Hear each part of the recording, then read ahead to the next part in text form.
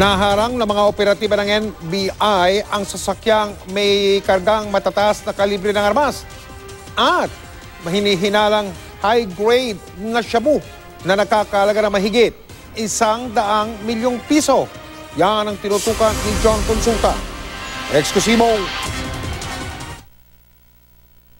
Pasado alas 8 Biyernes ng gabi, makikita sa CCTV ang pagdating ng dalawang sasakyan sa bahagi ng Orion Street, Tondo, Maynila.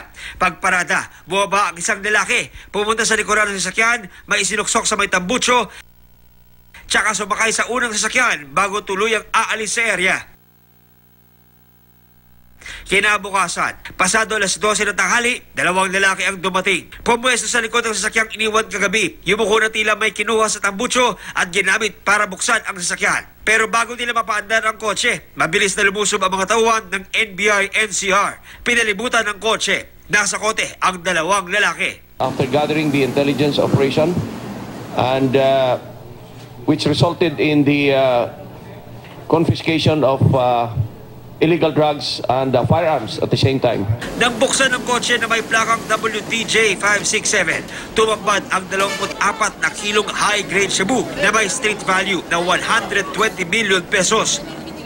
Tumambad din ang 24 na matataas na kalibre ng baril, kabilang ang mga Ingram, M16, caliber 45 at 38 revolver. The firearms are particularly destined to be brought to somewhere in Mindanao area. Iniharap sa media ang dalawang suspect na kilalang sina Edris Bolog Bacalabo at Arvin Belleza Zapata. Sinampahan na sila sa DOJ kanina ng reklamong paglabag sa Comprehensive Dangerous Drugs Act at Firearms and Ammunition Act sa DOJ. Tumanggi magbigay ng pahayag ang dalawa. They must have already been in operation for quite some time because the syndicate will not just entrust you with 24 kilos and firearms for transshipment.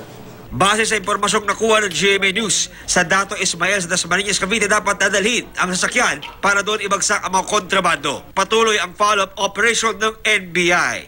John Consulta, nakatutok 24 oras.